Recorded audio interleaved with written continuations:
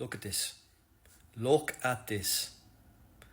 This kid was born before, and he had proof.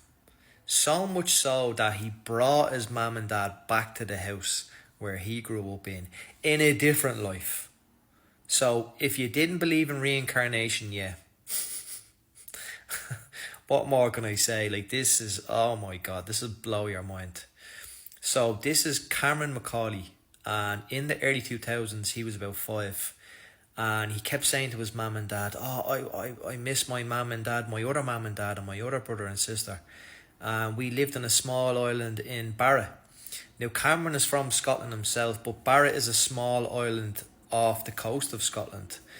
And it's really tiny, like, not many people would know about it.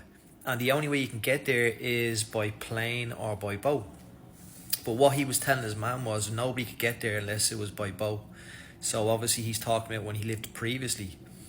But he's telling his mum and dad over and over and over again. And they're like, okay, his imagination is a bit out there. Until finally they started listening to him because he was having nightmares about it and it was a consistent thing. So that's where this guy comes in. And this fella's name is Dr. Jim Tucker. And he specialises in kids with reincarnation, past lives, all that sort of stuff. And he's wrote books, he's developed movies, documentaries, solid cases, like, you know, he's very reputable. But he starts investigating Callum, and he starts hearing about what Callum's talking about, and he starts describing where he lived, the island of Barra, this certain house where it was facing. And he was getting really anxious as well. Like, a lot of the reason why the parents actually brought in this doctor was because their son was becoming really anxious, had really bad night terrors. So they're like, right, this is within his best interest to see what's going on here. But he was saying that he had died in a tragic way, and he was really worried about his mum and dad and his brothers and sisters. So they were like, okay, like, now bear in mind, he had never been to Barra. He'd never been to this island, and he started asking him to draw what it looked like and what his surroundings were.